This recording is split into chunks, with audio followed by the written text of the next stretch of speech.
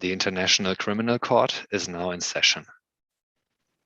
Well, good afternoon, good morning, good evening, wherever you are. I hope it's not good night anywhere. Welcome to another of these rounds. I mean, you have been progressing already quite far, so we are very happy to hear the matter of the prosecutor versus Lord Blaze. And can I ask each time the teams start to indicate, they obviously mention their names and also indicate specifically to the bench clerk how long they will speak. With me on the bench today is Judge Dalila Seoane and Judge Daniel Nesrim. No, sorry. No, I didn't get the name right. But you can see his name anyway. So Daniel and Dalila are with me here. I'm Markus Krajewski. I'm presiding these hearings, and I think now, without further ado, we can start, and I would invite counsel for the prosecutor to begin.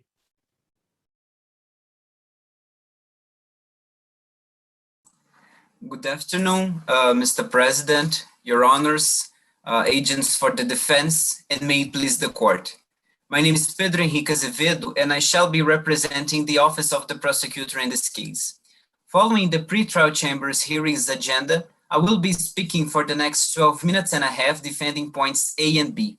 My co-agents, Mr. Muniz and Ms. Nicole, will speak for another 6 minutes and a half each, defending points C and D respectively, and I will reserve 5 minutes for rebuttal. Your Honors, in the case at hand, the government of our republic, under the leadership and guidance of Mr. Blaze, its president, enslaved a large number of civilians inside Nsereko. This was the result of a broader attack, which we can trace back in summer 2018, when Fire Republic intensified the crackdown on the Earth Boer community, a religious and ethnic minority. On behalf of the prosecution, I will make two main submissions regarding pleadings A and B, with hope to demonstrate that the charges must be confirmed and the case shall be committed to the trial chamber. First, to determine whether the court possesses jurisdiction over the case, it is necessary to establish if some parameters are fulfilled. They are ratione materiae, ratione temporis, and in the alternative, ratione personae or ratione loci. The prosecution believes it is uncontroversial that the present case falls within both territorial and temporal requirements. As so, on my speech, I will defend that the present case does also fall within the subject matter ground, focusing to demonstrate that the material elements of crimes of enslavement are met. Secondly, the prosecutor will demonstrate that the challenge made by the defense pursuant to Article 17(1)(c) of the statute should be rejected by this chamber, since the rule of the ne bis in idem principle has not been respected under both the Rome Statute and this chamber's jurisprudence. The charges of crimes against humanity of enslavement require from us a twofold analysis of contextual and material elements. For interest of time, it is important to clarify that the Office of the Prosecutor contends that all contextual elements are met in the case at hand. They were clarified, for instance, by the pretrial chamber confirmation of charges in the Katanga case, paragraph 391. In the case at hand, there was a systematic attack pursuant to a state policy directed against the Earth Boer civilian population. If I cannot assist any question of the chamber pursuant to the contextual elements, I will respectfully move to the specific elements of enslavement. Counsel, excuse me, but I would be interested a little bit in some of your thoughts on the systematic attack. Maybe you could enlighten the chamber just on the few main points. What do we have to look at, and what are, according to the prosecutor's ideas, what are the main aspects that we need to look at here? Thank you for the question, Your Honor. The term systematic, as held by the ICC in the decision on the prosecution application for a warrant of arrest against Omar Hassan Ahmad al-Bashir, paragraph 81, pertains to the organized nature of the acts of violence and to the improbability of their random occurrence. In the case at hand, it is hard to ignore that it is impossible to consider that a detention center which housed about 100,000 prisoners was an spontaneous or isolated act of violence. The prosecution submits that inside Nsereko, the government of a republic enslaved at least 30,000 earth boers in a labor camp which housed up to 100,000 detainees. This Council, I'm sorry to interrupt you. Yes. Bench clerk, could you stop the time for a moment? Judge Daniel, we cannot see you. You have something in front of your camera. Now it's better. Sorry, but I think it would be good if we all can, or at least the participants can see the panel. Thank you very much. Council, please proceed. Thank you, Your Honor. This constitutes itself a course of conduct which involves the multiple commission of acts of enslavement against the civilian population, the earth boers. On the basis of the facts, the prosecutor claims that the repeated arrest and detention of the earth boers with the purpose to enslave them in a coordinated and methodical effort reveal that the acts occurred pursuant to a policy of the state of a republic, systematic by its own nature. Now, with regards to the specific elements of enslavement, both the Rome Statute and the elements of crimes define enslavement as the exercise of any or all the powers attaching to the right of ownership over a person, which can comprehend several examples of deprivation of liberty, such as, but not only, Your Honors, forced labor. According to the case facts, paragraph 12, the earth boers were forced to work half of the day, every day of the week, for several months, building and repairing cars. Other examples of deprivation of liberty in the case at hand were specified by the ICTY in the Nsereko case trial judgment and appeals judgment. These are parameters to be taken into account when considering whether the crime of enslavement happened or not, and all of them demands a case-by-case analysis. For instance, we can see— Excuse me, Counsel. I have a question in relation to this aspect, because from some of the statements from the Minister of Interior, these people were held there voluntarily and in relation to the work they were doing. And at the same time, it's normal to have this kind of work in center of detention. So how we can reconcile, because some people got some benefits from working in this center of detention? Thank you for the question, Your Honor. I will answer it in a twofold analysis. First, the Nsereko case, the Nsereko precedent, is quite helpful. It held that due to the forms of coercion, it renders that the determination of consent or free will of the earth boers in the present case is irrelevant. And in any event, or that is to say, even if we consider that that it should be taken into account by this chamber, the public statement of Ms. Azila was different from other sources the prosecution rely on, was not corroborated by any other evidence. That is to say, that they actually had the opportunity to choose. For instance, in the case at hand, we can see that they had control of their movement. There was a control of physical environment, psychological control, measures taken to prevent or deter escape, since, according to paragraphs 11 and 14, Nsereko was a heavily guarded island fortress. It had surveillance towers, it was surrounded by water and only reached through ferry, and some of the earth boers who tried to escape were killed. The defense may raise an issue, Your Honor, that it indeed resembles the natural characteristics or the common characteristics of a detention center. But the prosecution submits that the distinguishing factor in the case at hand is that all of those elements combined with other forms of coercion and factors like subjection to cruel treatment and abuse, they orbited and served one main purpose, that is to say, to subject the earth boers to forced labor and to enslavement. So, for instance, according to paragraph 12 and 13 of the case facts, the earth boers were prohibited from speaking their own language inside Nsereko. They were not informed of the reason nor the length of their detention, and if they refused to work, they were forced to stand outside in the snow all day in front of a picture of the accused without food and without water. So these are parameters to be taken into account, and it's a non-exhaustive list, but the prosecution finds it perfectly suitable in the case at bar. We can see them being used by the ICC in the Dominic Ogan trial judgment from February this year, paragraph 3053. So for these previous arguments, the prosecution claims there are reasonable grounds to believe that crimes under the Rome Statute were committed in obedience to Article 19, paragraph 1 of the Rome Statute. Now, if there are any further questions on this first pleading, if your honors allow me, I will move to the second half of my speech, dedicated to the hearing's agenda point B. As imposed by Article 17, the court may not proceed with a case when the state where the criminal conduct occurred is investigating, prosecuting, or has already tried the person concerned. This last rule, alleged by the defense and known as the principle of ne bis in idem, however, does not apply when the case has not been tried in accordance with some rules established in Article 20, paragraph 3. In the case at hand, the defendant relies on a previous judgment that confirmed his amnesty on August 2019. However, the prosecution contends that simply such confirmation cannot prevent the case to be admissible before the court. In the Saif al-Islam Gaddafi case, the pre-trial chamber ruled that there are 4 elements at the core of determining an admissibility challenge based on the same articles in question.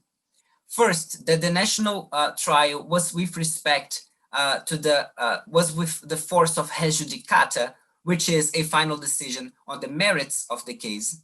Second, that the national proceedings were not for the purpose of shielding the defendant, that the national trial was with respect to the same conduct or to substantially the same conduct, and moreover, that it didn't lack insufficient independence or impartiality.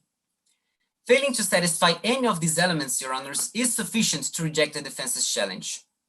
In this context, it is important to clarify that in accordance to the Chamber's decision in that occasion, paragraphs 30 to 32, the burden of proof to demonstrate that the 4 elements had been met lies exclusively on the challenging party, in the present case, Mr. Blaze's defense counsel. Even so, the prosecution claims none of them are met in the case at hand. And I would like to give a brief example. Mr. Blaze has not been tried with a res judicata effect. And that's because the decision at Fire Republic was not in any sense a decision on the merits of the case, for instance, convicting or acquitting the defendant, but rather it involved inter alia a consideration if the preconditions set out in law number 14 on national reconciliation have been met, namely the public apology to the victims. And such necessity of decision on the merits of the case can be found not only in the Gaddafi precedent, but also in the pre-trial chamber decision on the admissibility challenge made by in the Gombo case, paragraphs 248 and 261. And even if the chamber believes that the final decision element is met, it is hard to ignore that the accused has not been tried for the same conduct of the present complaints brought before the chamber by the prosecution. Rather, it seems that seeking to protect himself against potential criminal prosecutions, he was shielded by the amnesty confirmation in a partial judgment by its own nature.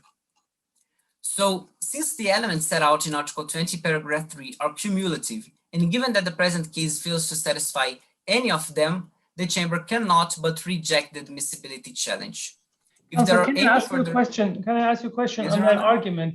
I mean, listening to you, it would seem to me that any kind of amnesty, regardless of what conditions it meets, and any kind of confirmation hearing on such an amnesty would always or never sort of preclude an accused of being sort of tried in front of this court. Is that your argument, or is your argument that in this specific case there were some problems with the amnesty law and with the application of the amnesty law? And if it's case specific, could you point to that? And if it's not case specific, could you tell us that basically that would mean that amnesty laws can never be invoked in front of this court? Thank you for the question, Your Honor. This gives me the opportunity to address Fire Republic's law number 14 on national reconciliation. The prosecution submits that given the incompatibility between the specific provisions of Fire Republic's amnesty law and the Rome Statute, in any event, the amnesty law would lack legal effects before this court. But as held in the Gaddafi precedent appeals chamber, the arguments established by the pretrial chamber in concerned to amnesties were obter dicta. That is to say, the discussion about amnesty remains. But when we consider that in the present case, This amnesty law in specific prevented the compliance of the state of a republic to investigate and punish those persons accused of certain international crimes. It is inadmissible when we consider a true intent to bring the person to justice. This obligation to investigate and punish, FAR Republic accepted when ratified the Rome Statute in 2004. So when we consider that the impossibility of invoking FAR Republic's amnesty for this purpose, the prosecution still submits that the chamber shall reject the admissibility challenge. Thank you, and may it please the court. Now, if you're on, my co-agent, Mr. Muniz, will address pleading C of the hearing's agenda. Thank you. Good afternoon, Your Honors. Good afternoon, colleagues of the defense.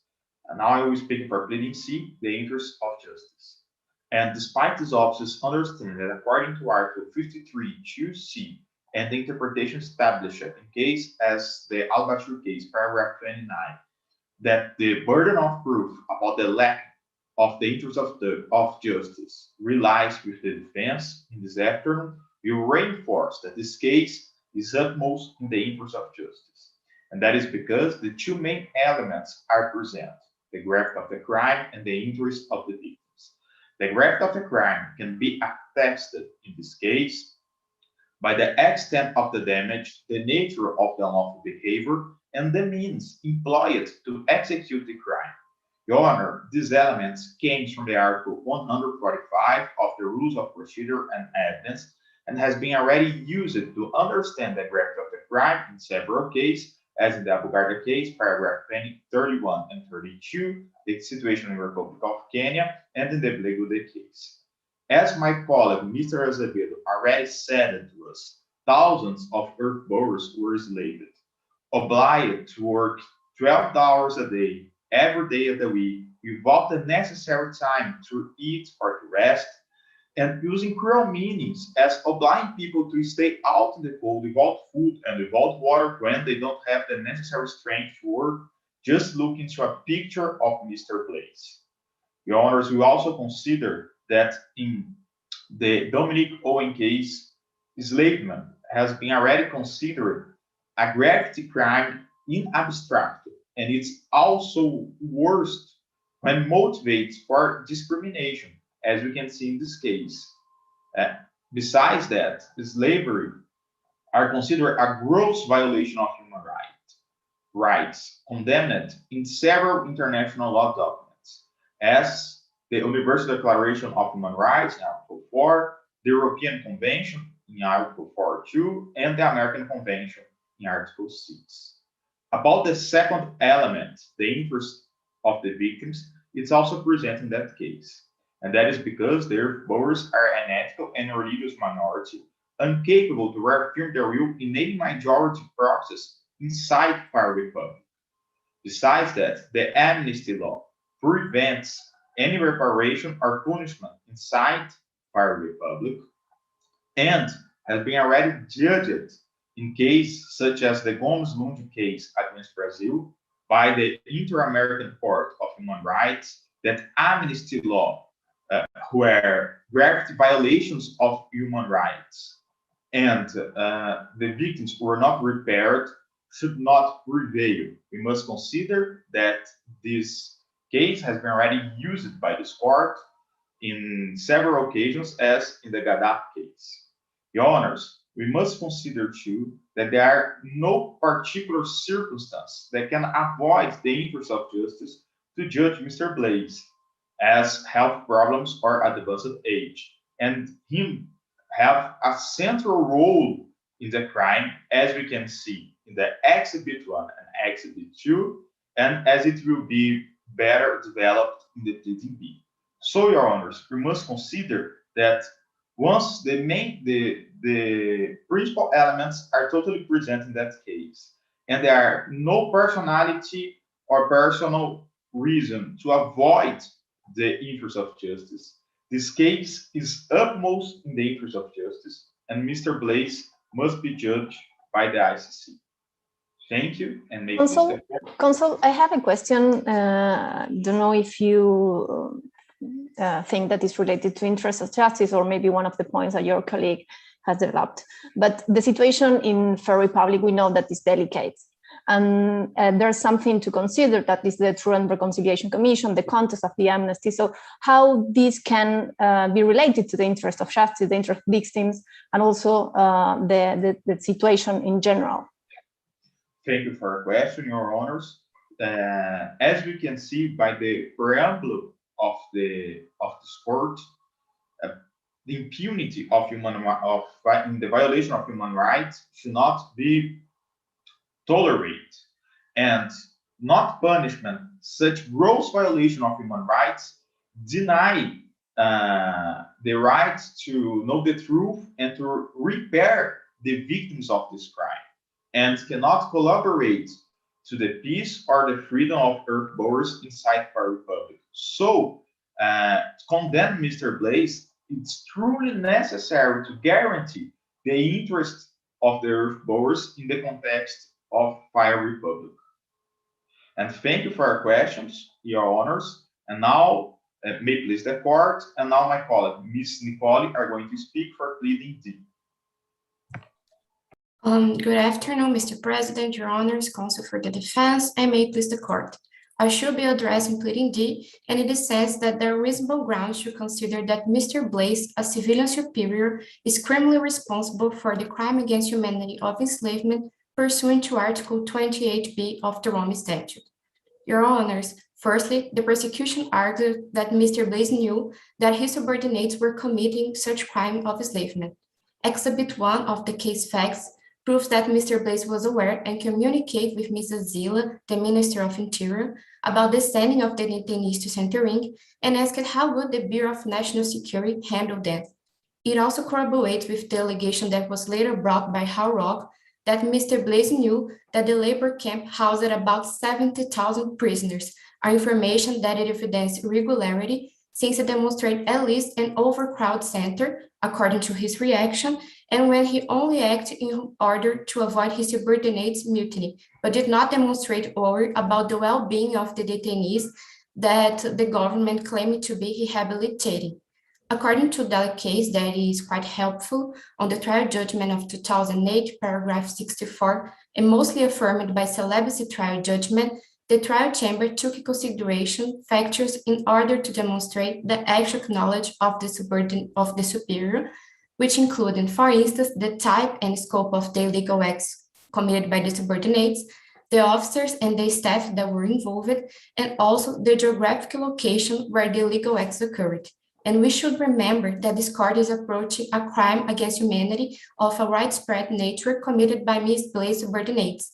And it is also should be reminded, Your Honors, that Mr. Blaze by himself put Ms. Azila on charge and changed and tasked the BNX function with unrestricted power to use the necessary means to end the potential threats to national security on the anti-extremist executive order signed on September 21 of 2018. Counsel, can I stop you there? It seems to me that when we look into Article 28b of the statute, obviously we have to work our way around the term superior. Now, I mean, obviously I would argue that when this was drafted, sort of military superiors, maybe also civil superiors in sort of clear chain of commands where what the drafters thought. Could we really say that the president, which is obviously the highest authority of an independent nation, that the president of a state is a superior to basically all other government officials? It seems to me that that's actually also a question that they need to be addressed. Thank you for the question, Your Honor. It also brings me to my next argument. Since the crimes of Mrs. Zila, yes, concern activities that were within Mr. Blaze's effective responsibility and control, and not only because she was an agent of the government, but because there is a chain of command that is directly traceable to him. For instance, according to Exhibit 2, Ms. Azila needed his authorization to the sending of materials and supplies to Centering, and also Mr. Blaze was the one who decided when the conflict ended, which he could have chosen to done before the situation getting a catastrophic one. And in the sense, the Bema case is quite helpful, as it said on the confirmation of the charge decision, that examples of effectivity control at the ICC include, for instance, the ability to promote or remove people, and it was all under Mr. Blaze's effectivity responsibility. And in this sense, he had the power to remove Ms. Azila from her position, and the indicators prove that he had the power to prevent, punish, or initiate measures against the perpetrator, as stated in the Blaskett appeal judgment and also Alex Osby appeal judgment, paragraph 76. And as a leader, he was the one that government agents direct the final reporter and asked for permission for specific acts related to Centurion. It was all under his assent, and he had this actual power of influence under ultimate decisions regarding to the camp. And furthermore, the prosecution stands that possession of the jury authority constitutes itself a reasonable basis for assuming that an accused has effectivity control over his subordinates, as clarified by the appeals chamber in the Hadzanovki and Kubira case, paragraph 21. Sorry, Counsel, I have a question in relation to some of the measures that were taken by Lord Blaze. In particular, for example, the movement of certain detainees that there were in the center of detention that you are mentioning in Exhibit 1, and also the measures of stopping the hostilities between the groups and asking for them for sign a peace agreement. So these measures were enough for this, or? Thank you for the question, Your Honor. I see that my time is running up, so may I have another seconds to answer my question? Just try to answer the question and then that's it. Okay, thank you. Regarding to the question, Your Honors, the ICTI trial and appeals chamber have repeatedly followed in the Selepsi case that the prosecution did not prove that the superior's omission caused the subordinate's causation of the crimes. It is inherent in the duty to prevent regarding superiors, either civilian or military ones. And in this sense, the prosecution points out that releasing some detainees is not a specific form to avoid enslavement, as they were all under his effectivity responsibility and he had the power to prevent the commitment of the crime. He could have done more, and I see that my time is running up, so in the interest of time— You can finish your sentence, yes. Oh, thank you, Your Honor.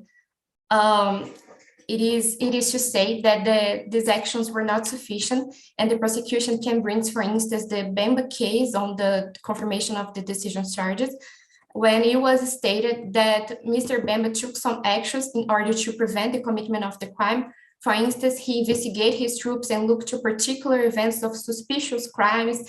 He disseminated the knowledge of the code of conduct between the troops, and he indeed took some actions in order to avoid the commitment of the crime, which you cannot see, and there is not a single evidence that Mr. Blaze did, and not only did, but there were efficient measures to prevent and end the crime itself. So in this sense, the prosecution concludes their argumentation in hopes to have demonstrated that there are reasonable grounds to consider that Mr. Blaze is criminally responsible pursuant to Article 28b of the Rome Statute, and respectfully require this chamber to admit the investigation. Thank you, and may it please the court. Thank you very much. And that now gives us the opportunity to hear from the defense.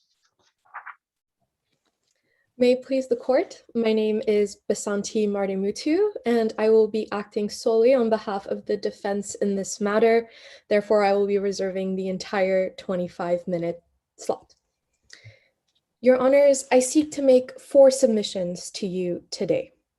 Firstly, that this case does not have jurisdiction. Therefore, the court does not have jurisdiction. Secondly, that this case is not admissible. Thirdly, that pursuing this case would not be in the interests of justice. And lastly, that Lord Blaze cannot be found to be criminally responsible for the alleged crimes. Starting with jurisdiction.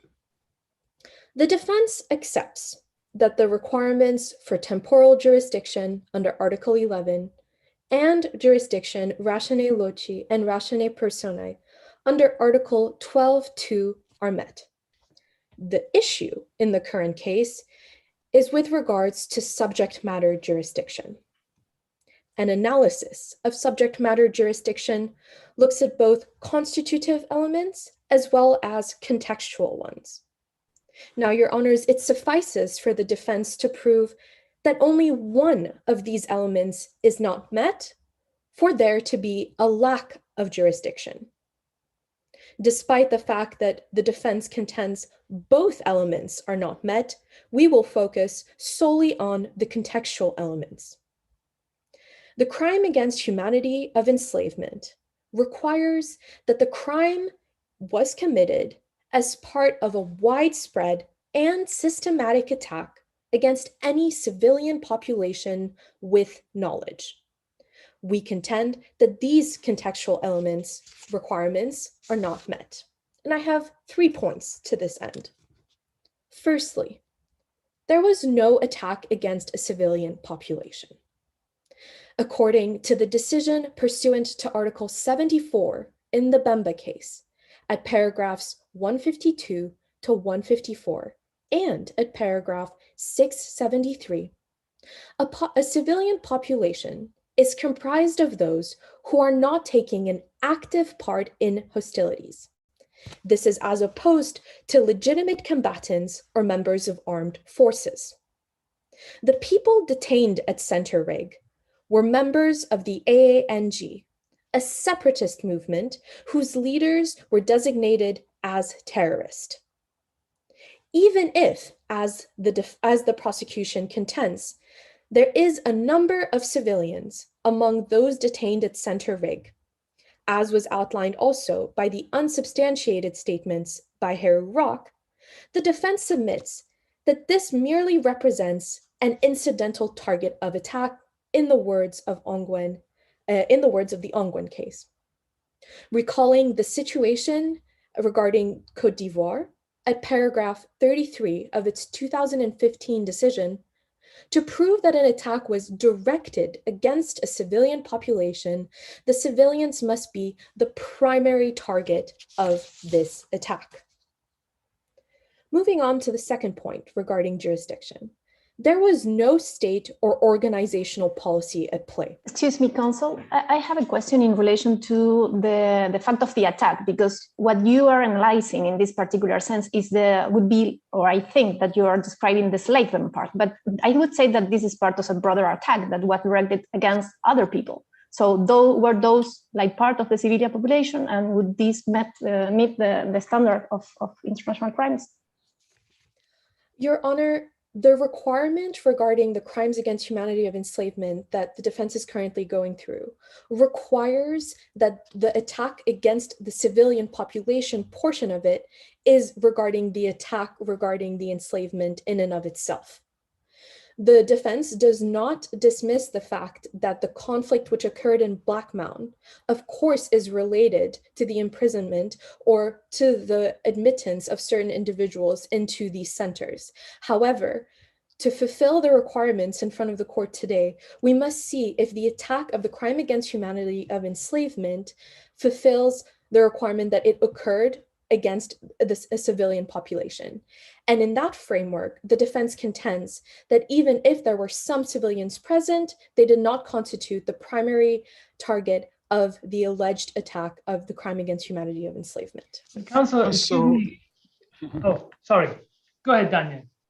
Yeah, counsel, but these people who were at the labor camp, if I may call it, were the primary victims of the conduct of Lord Blake.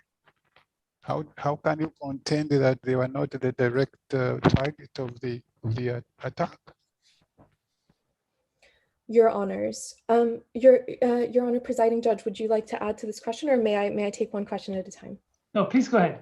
All right, Your Honor, the Fire Republic during the initial attack in Black Mound, or the conflict in Black Mound that occurred between the AANG members and the government or the Fire Republic, was an attack against a separatist movement. While the Fire Republic did not intend for civilians to get caught in that primary attack of the conflict, as such, they were incidental targets of that attack. If they did become involved, they were not the primary target of that attack either. The ANG movement, the separatist movement, constituted a direct threat to the territorial sovereignty of Fire Republic. As such, they were the main target of any conflict which occurred in that first attack which Your Honor is mentioning. Overall, the defense stresses that the civilian population was not the primary target, although the defense does not question the fact that perhaps some civilians were in fact detained in Center Rig. Your Honor, presiding judge, would you like to add a question to this? Well, thank you for inviting me to ask the question. Now, I mean, I'm actually, it relates to this point, because I think your analysis rests on sort of a pre-assumption of what you're looking at. And of course, if you're looking just at the events at Center Rig, then I guess one can look at the people who are sort of held in detention there. But I mean, if one looks at the entire policy of the Fire Republic against the Earth Bowers, isn't that what we should be looking at? After all, we're looking at a contextual element. And I think this is also what Judge Dalila was referring to. Of course, we need to see in what context the events in Center Rig took place. Yes, Your Honor. And this point hits right on the fact that there was actually no state or organizational policy at play. Now, recalling the elements of crime document, it is clear that the criteria for a policy to be present is that there has to be an active promotion or encouragement of the attack against the civilian population. Now, this application of the requirement in the elements of crimes document, which was done in the 2014 judgment pursuant to Article 74 regarding Katanga at paragraph 1106, clearly indicates that the course of conduct constituting the attack must be executed pursuant to or in influence of a policy to commit such attack originating from the state. Therefore, Your Honors, this suggests that for there to be a policy to commit the crime of enslavement, it itself must have been part of the policy intended by the state, which of course is not the case in the present situation. To add to this, referring to the bucket of factors, if one may coin it as such, from the Ntaganda case, which the court took into consideration when looking at if the policy existed, there are several crucial elements that are missing. Most notably, the fact that there was never any statements made by Lord Blaze which ever encouraged attacks to take place in Center Rig. Your Honors, this brings me to the last point on jurisdiction, which is that Lord Blaze did not have any knowledge of the alleged crimes. The defense notes, Your Honors, that this requirement of knowledge does differ from that required for criminal responsibility, which I will come to in my later submission. This examination only pertains to knowledge of the attack by the direct perpetrators of the alleged crime.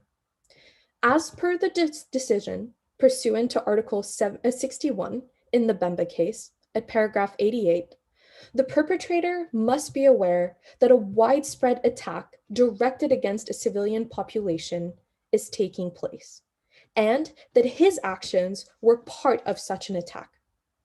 Lord Blaze declared, as per the requirements of Article 3 of Law Number 14, that he did not have knowledge of the atrocities committed. His declaration was impartially and objectively assessed by a judge.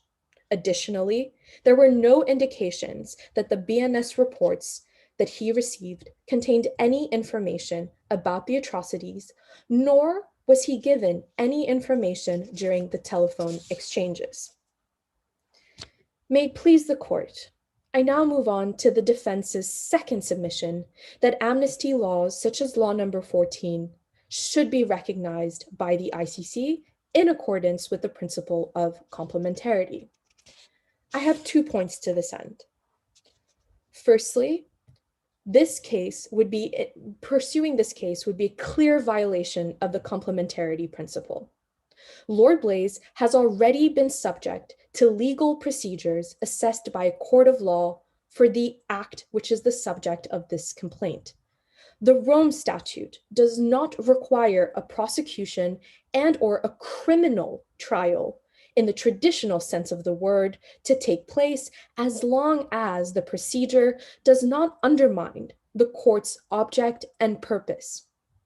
Your Honors, recognizing amnesty laws is not outside the scope of this court's capabilities. Taking Article 17(1)(a) as an example, there is no reference to the kind of investigation that ought to take place. It could be understood that an investigation does not have to be of a criminal nature, as long as there are mechanisms in place to ensure accountability and proper redress. Albeit that amnesties are usually state executive devices, Article 3, Paragraph 3 of Law Number 14 turns this amnesty from being a state executive device to one which is under the judicial control. Law Number 14 outlines requirements that an individual must undergo before being granted amnesty, and a Truth and Reconciliation Commission was established soon after. It is a misconception, Your Honors, to believe that granting an amnesty is, in effect, the decision to renounce accountability and or justice. What happened in South Africa following its creation of a Truth and Reconciliation Commission is evidence that retributive justice, as that which was carried out in the Nuremberg trials, is only one path to ensuring the needs of accountability and redress. In fact, depending on the situation, restorative justice is more suited to the needs of the community. And this is clearly happening in the situation at hand, since it was the AANG's request to have the Truth and Reconciliation Commission created in the first place. Counsel, but I mean, that's all well and clear, but I mean, why is it in this case the amnesty necessary, and how does the amnesty come into play? I mean, yes, truth and conciliation, yes, restorative justice, but at the end of the day, the question is, how does the amnesty contribute to all of this? And you know, what are they looking at? I mean, would rejecting the amnesty be some sort of a remedy, or I mean, why are we considering this in this particular context? Your Honor, we're considering the applicability of the amnesty because it is a foundational part of the equation that leads to there having been proper accountability and redress in this situation. If the amnesty procedure succeeds, for example, in the Fire Republic, there is no need for a trial to take place. It is on the same level as a trial. Notwithstanding the absence of a trial, the amnesty proves that the domestic infrastructure which exists in Fire Republic falls within the definition of the Rome Statute, which is why this amnesty is so important. The Fire Republic, it's shown, has the willingness and ability to hold a trial. And this is clear from the fact that those who are unsuccessful with the amnesty and who have been found to have committed crimes would be subject to the more traditional criminal prosecution. So, Your Honor, that is why it is crucial to assess the form and the framework of the amnesty in this particular regard. I may also ask counsel, permission of the presiding judge. You are contending that investigation or prosecution or trial in the traditional sense is not called for under the statute. What is your authority? Because Article 17 talks about the case being investigated or prosecuted or tried, or they use such terminology, and yet you say this is not essential. What is your authority? Could you elaborate the contention you've made? Yes, Your Honor. The defense's point is not that the traditional sense of the traditional definition of a trial is not defined in the Rome Statute. Your Honor is correct in saying that the term tried is often used in the Rome Statute. And so is, as the defense contends, the language the other court, which is also present in Article 20. The defense is merely stating that the type of trial, the type of procedure, the type of investigation, which is performed does not necessarily have to be of a criminal nature. It could be directed towards granting an amnesty and as a part of a restorative justice type model in order to avoid the more retributive type justice, which the traditional type prosecution would bring with it. Therefore, yes, Your Honor, we do not contend that the traditional type of justice through trials is omitted in by the Rome Statute in any way. Or just, Counsel, if you could have cited or referred me to some authority that support your submissions, I would be happy.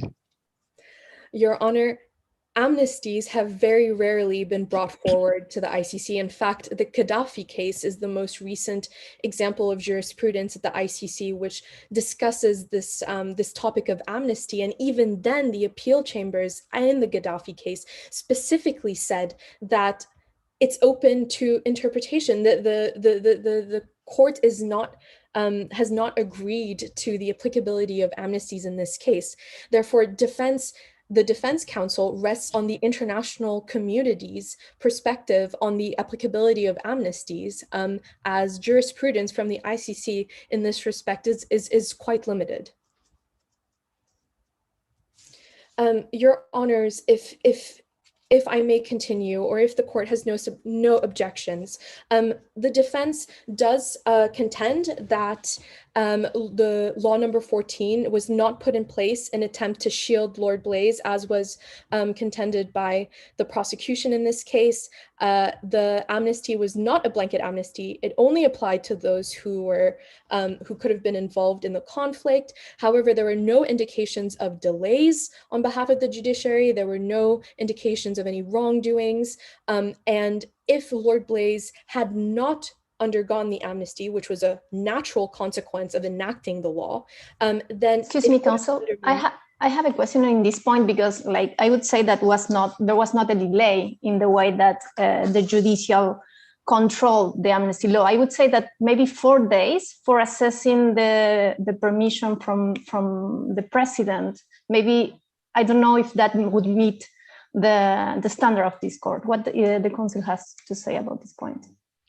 Your Honor, the time that it took for the judiciary to assess the application of amnesty and the implication that that amount of time has on the applicability of this case at the ICC is conjectural, because we unfortunately do not know the caseload of the court. I'm assuming that because of the nature and the severity of the events and the crimes that the Fire Republic is dealing with when undergoing these reviews for amnesty, it is of the utmost importance that focus is on it. So therefore, there's nothing to prove that the judge nor the judiciary didn't spend the entirety of the 4 days reviewing Lord Blaise's application and coming to a sound decision regarding granting him amnesty.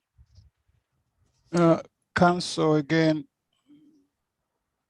permit me to ask. It looks like Lord Blaise, it was not Lord Blaise's intention originally to seek amnesty. It was a belated decision to protect himself. That's why he appeared belatedly, merely to protect himself, not that he was penitent, not that he was sorry. And he even gave excuses that he didn't know what had been happening. What would you say to what I'm saying? Yes, Your Honor. The defense notes that Lord Blaise did not immediately go for an amnesty when the law was enacted. However, there was no requirement for a time period through which any participant could go get an amnesty. In fact, Your Honor, to this day, there's still a number of AANG fighters who also have not gone to go get the amnesty yet. And so if the few days of delays that Lord Blaise took to consider whether or not this was something he wanted to do, was a problem, then clearly the fact that so many AANG fighters have not yet gone through that process is indicative of a bigger issue, Your Honor. And so the defense argues that the time between when the law came out and when Lord Blaze got the amnesty does not have any inference, any negative inferences on the status of his amnesty or of his character. So you're saying he was genuine? As genuine as you could be when going for an amnesty, Your Honor. Okay, and they still can come before the the authorities and seek amnesty even today. That's your contention. I'm accepting. Just to indicate that I understand and appreciate the argument. Thank you, Your Honor. Now, for the sake of time, Your Honors, I have two submissions left, one regarding the interests of justice and the other regarding crimes, regarding Lord Blaze's criminal responsibility in the matter of hand. Your Honors, when considering the interests of justice, when looking at bringing a case forward, the prosecution under Article 53(1)(c) is under an obligation to consider whether the interest of justice is there in a manner which is fair, consistent, and takes into consideration all the relevant circumstances. Whatever decision is taken by the prosecution is subject to this chamber's independent judicial oversight, as was highlighted in the 2015 decision on the Union of the Comoros at paragraph 15. Using the 2016 decision regarding Burundi, as well as the 2019 decision in Afghanistan, the chamber must consider whether there are substantial reasons at play which would undermine the interest of justice. And we contend that there are both legal and non-legal reasons which are at play. In the legal reasons, we seek to reiterate the fact that this court functions on the principle of complementarity. And if this prosecution goes through, the overall state confidence in the ICC would be heavily undermined. Additionally, as per Rule 69 of the ICC Rules of Procedure and Evidence, all available evidence has to be pursued. The Truth and Reconciliation Commission has only released one report in December 2020. There is still more evidence to be found, collected, investigated, and reported on. This indicates that the prosecutor has relatively low prospects of meeting its evidentiary and legal burdens at the trial stage. Your Honors, moving on to the defense's last submission regarding criminal responsibility under Article 28b. Firstly, the court does not have jurisdiction over the present case. Secondly, regarding the element of effective control and authority, Lord Blaze was far removed from the chain of command. And as highlighted by the 2005 ICTY decision in Limage, that means that he could not have prevented the alleged crime from happening. There are at least 2 degrees of separation between Ursa Azila and Lord Blaze. Lord Blaze's role was mainly administrative in nature, and therefore he did not have effective command over the Minister of Interior. Now, the defense would like to come back to this point of knowledge. Article 28 states specifically that Lord Blaze must have either known or consciously disregarded information that was clearly indicated. And the defense reiterates the importance of the words clearly indicated. Based on the evidence available, Lord Blaze would have not known about the enslavement occurring in the ordinary results of how things have functioned between him and Ursa Azila. And lastly, Ursa Azila's actions were not a direct result of Lord Blaze's failure to exert control over his subordinates. Now, Your Honors, for the sake of time, I realize that my time is up, and if I may be of no further assistance to the court today. Counsel, it's indicated in the facts that Ursa Azila reported directly to the president. And then you have the audacity to say that he didn't know what was going on? Your Honor, the fact that Ursa Azila and the BNS had to report to Lord Blaze is merely an indication that Lord Blaze cared enough to follow up on what was happening and who he assigned to take care of the broader situation in mitigating the conflict in Black Mound. Did he follow up? He followed up by ordering that reports are sent to him every 6 months.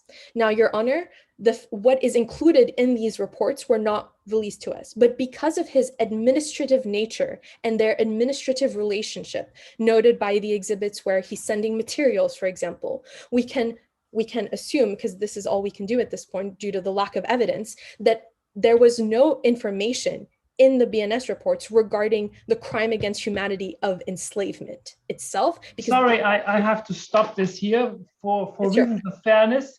I understand. So that the time, no offense. I mean, you answered the question, so that's fine. But the time is up, and we have to conclude the hearing of the defense, the preliminary hearing at least. There will be time in rebuttal, of course, maybe to come back on some points. But first, we will hear for the rebuttal from the prosecution, please.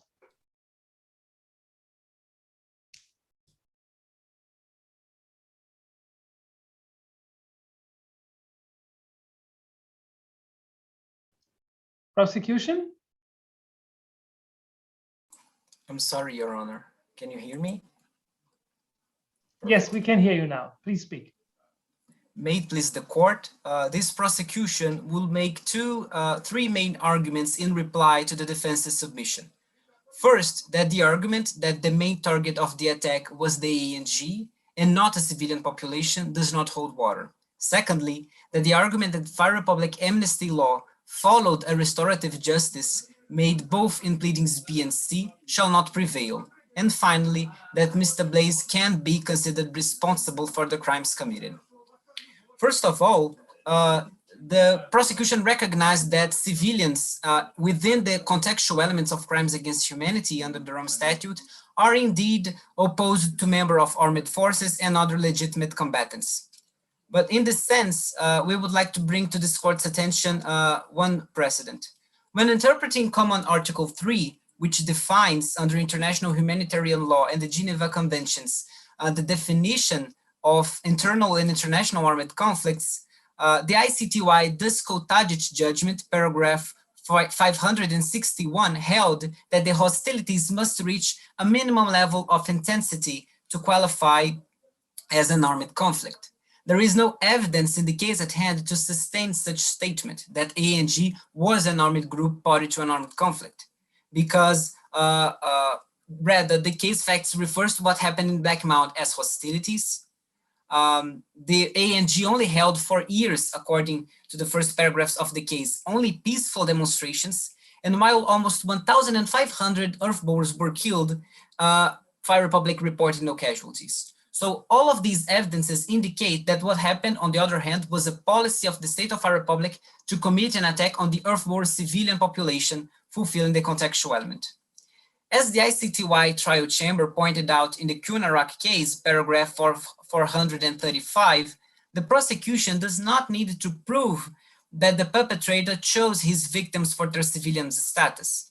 However, and as a minimum, the prosecution submits that the perpetrator must have known or considered the possibility that the victims were civilians. That is to say, if there is a doubt as to whether a person is a civilian or not, that person shall be considered to be a civilian. And in the case at hand, the prosecution claims that the perpetrator could not have reasonably believed that all or the main target of the attack were members of an armed force. As up to 100,000 people were detained inside Nsereko, as per exhibit number 1, and in harmony with Haru Rock's interview, there is no way to say that the victims, or at least the primary target of the attack, were not the earthborn civilian population. And according to the case facts and exhibit 1, the government officials refers to ANG as terrorists.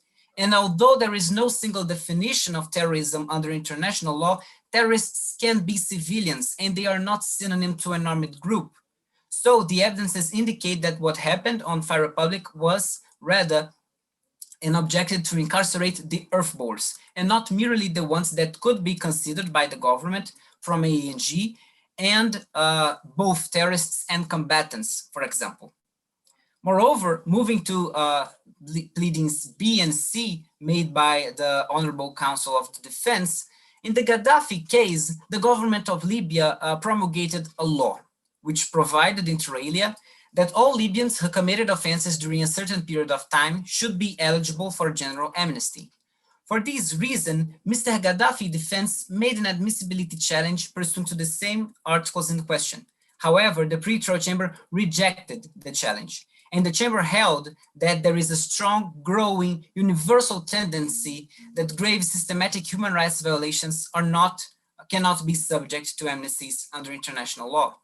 It follows, Your Honors, that in the case at hand, the granting of amnesties for crimes against humanity of enslavement, if admitted, and I would like to quote the Gaddafi decision, paragraph 77 to 79, would deny the victims their right to truth, the access to justice, and to request the reparations when appropriate.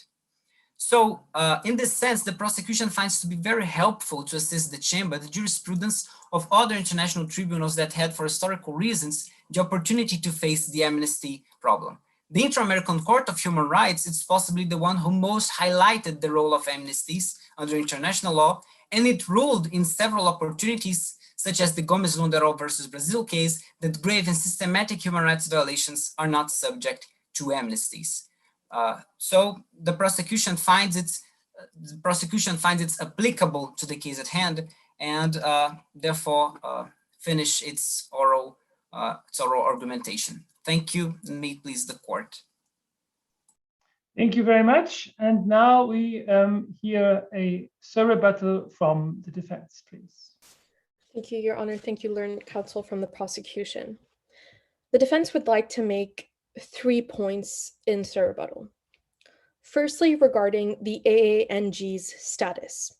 The definition that was given by the prosecution currently stems from and works only on the assumption that we are dealing with an international armed conflict. Your Honors, this is not an international armed conflict. The AANG is a separatist movement whose leaders were designated as terrorists. Being a separatist movement, the AANG poses a direct threat to the territorial sovereignty of the Fire Republic. And this is a domestic conflict. Therefore, the definition used by the prosecution does not necessarily stand in this respect. Now, this is connected to the prosecution's usage of the ICTY's judgments in declaring the level of hostilities that are needed when discussing civilians. However, this court, in the Bemba case, does not mention that any specific level of hostility is in fact required. Moving on to the third point, the usage of the Gaddafi case. In the Gaddafi case, the defense would like to note that the government in Libya explicitly said that law number 6 did not apply to General Gaddafi, because the way that the law was drafted, it listed specific acts, and the act under which Gaddafi was brought to the ICC was not featured on this list. Therefore, the government of Libya explicitly denied that he had received amnesty. This can be easily distinguished from the case of hand, where the judge upholds their granting of amnesty to Lord Blaise.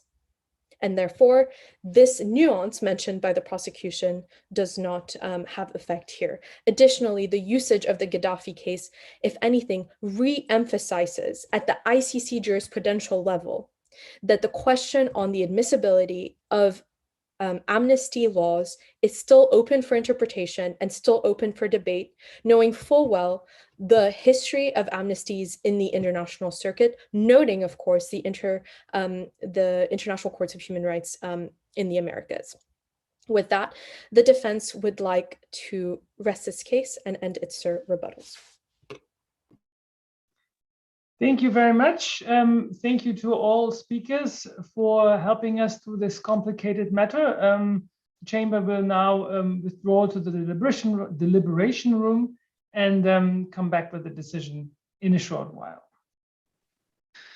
While the judges deliberate, the teams will also be moved into separate breakout sessions themselves.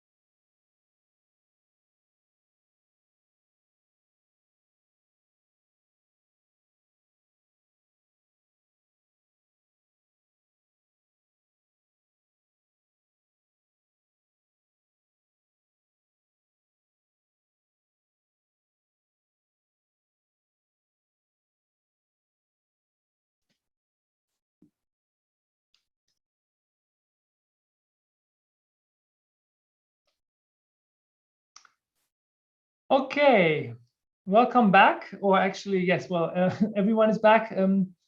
Thank you very much. This was a very, very good hearing. We thought that both teams did very well, and as it should be at this stage of the hearing,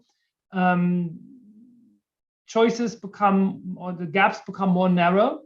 And of course, I have to say that you all won because you made it so far, but this is something that you expected me to say. But we had to make up our minds, and we had to give we have to call one winning team. And in this case, although by a very, very slight margin, we thought that the defense team was slightly better, but the defense team won this match. So congratulations, but also congratulations to the prosecution. We also thought that you did an excellent job.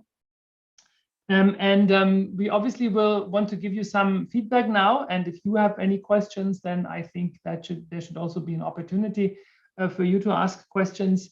And if I may, I would call upon Dalila to start with the feedback. Yes, thanks. So, well, as my colleague mentioned, this was a very difficult decision. Both teams were really good in terms of structure, in terms of speakers, and the legal arguments that were used, how you answer the questions, because of course, this role, our role as judges, was like in purpose, like making you questions, of course, was like trying to take you out from the comfort zone, and you did it very well. This is something that in real life doesn't happen that much. So congratulate you, because yeah, it was really good the way that you behave and the questions that you answered. In terms of the prosecution, I would mention like some comments. I really like how you managed to use the sources, authoritative sources, how you mix the arguments for all the points. You try to bring the jurisprudence. Also, we know that for maybe the superior, responsibility of superior, you didn't have that much time, but really you tried to structure the arguments, and the rebuttal was great. I think that you managed to make all the points, that important point, of course, from the prosecution. Of course, the problem is that we have to decide only one winner, but we wanted to mention these points that were really good. And for the defense, the same situation. I think that was really good, the fact of answering like the questions that you have. Of course, we were in a situation that tried to push you a bit to the zones that we knew that were not that good. I would give you some advice for following rounds. I would say, I don't know if this will happen or not, but for example, it's important because it would be good for you to talk to the camera, because sometimes you don't make like visual contact with the judges. I think that would be like a good point, because of course you talk to the person, but in reality the camera is a bit up. So that would be something good. The other way is that it's good that you are polite with the judges, but if you are not in a question, if you're in a question that is not that good for you, try not to invite again to the judges to ask you questions, because I found that there was an issue there with the defense when the presiding judge had a question and you asked him again for the question, just for finding the time, because at the same time you saw that we were very active making questions, and then you didn't have that much time, because of course was our fault, but it was in purpose. So try to move forward, not to go again like, so it's good to be polite, but find a balance.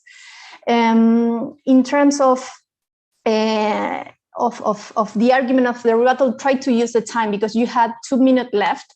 And it's good if you have minutes to use, try to use it. This is the best strategy that you can have for defense, and also thinking of other procedural issues, for example, that you could raise. That would be also a good point. So sorry that extended a bit, but yeah, congratulations both.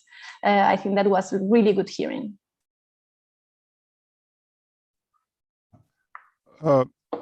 For my part, I wish to congratulate all of you participants for excellent job. And I don't know what universities you come from, but I'm very delighted that you mastered international criminal law.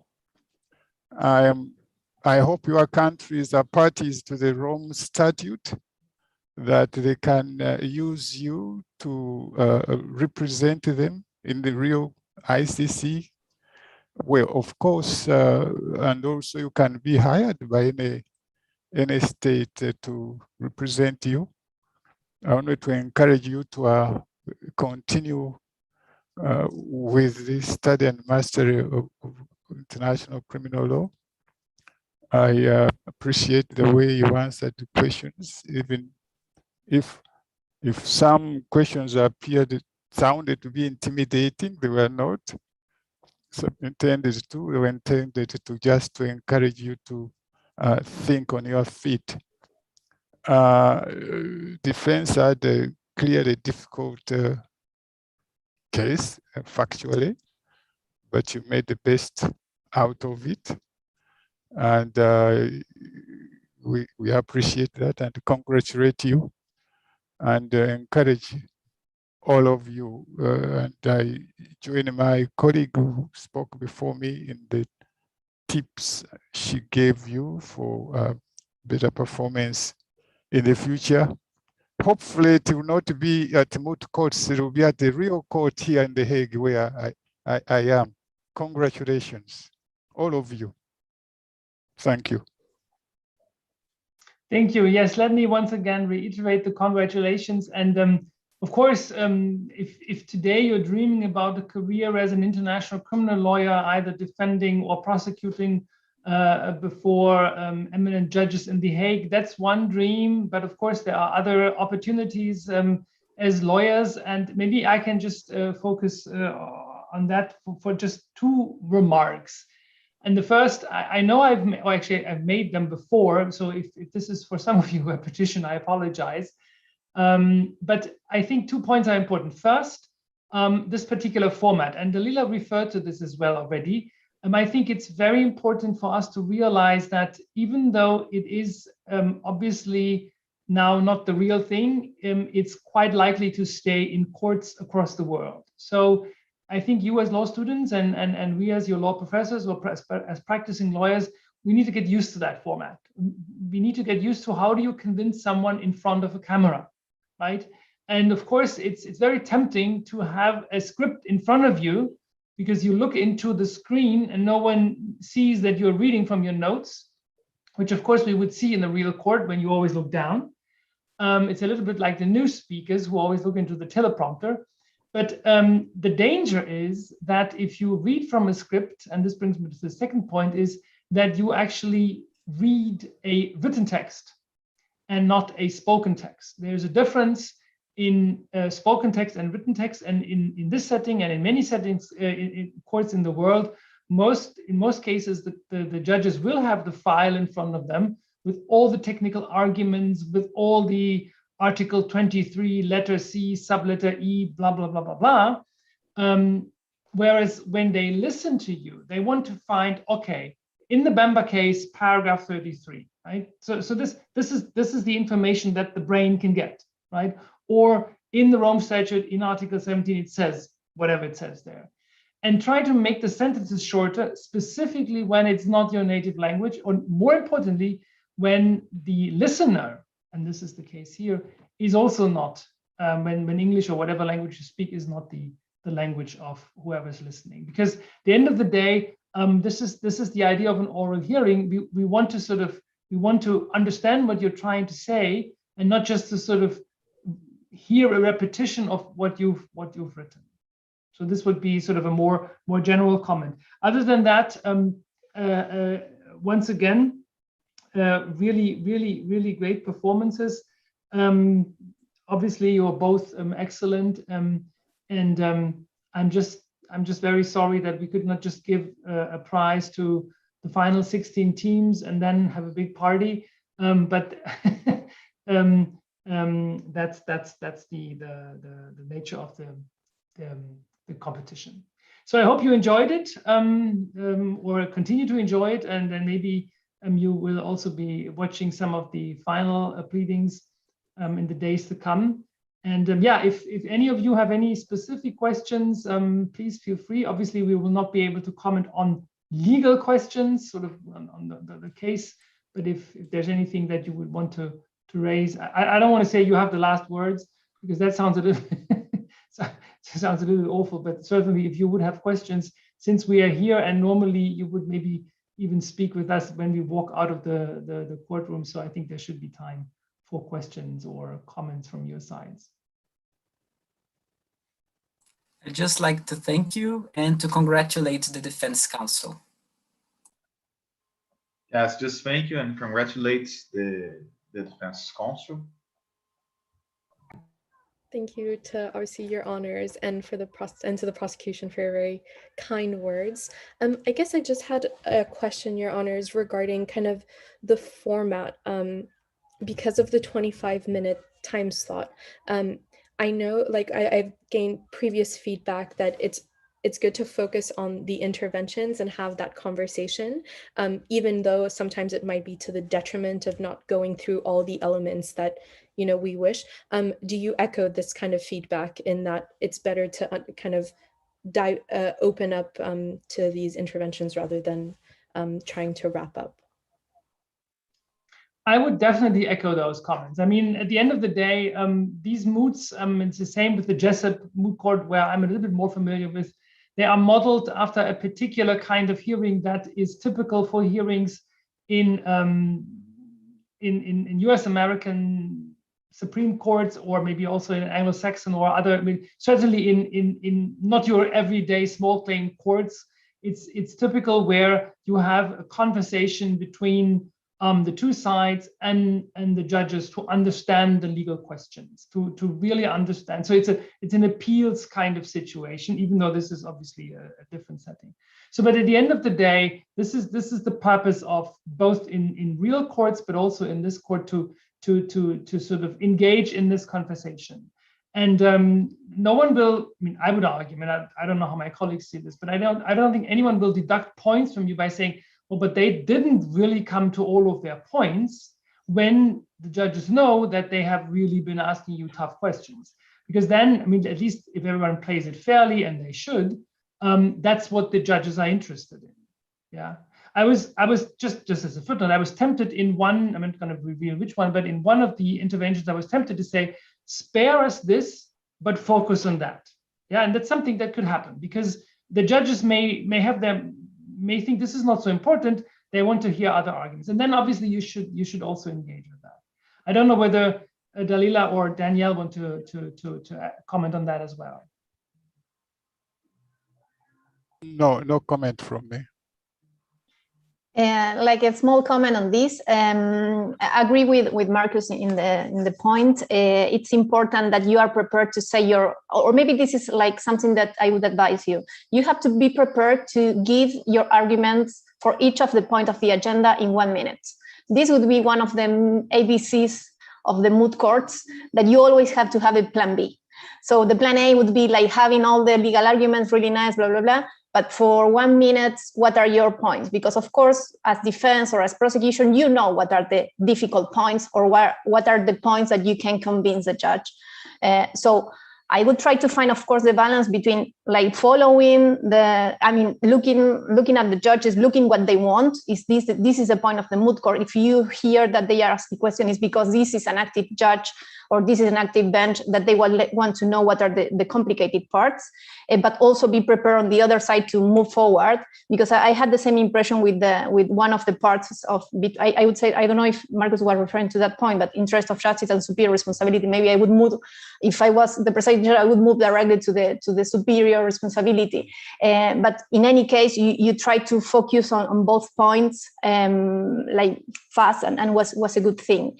The other thing that wanted to mention, and yes, sorry, I was like almost gone, is the fact of that you are the only, and this is for all the participants, you are the only one knowing what is your speech about.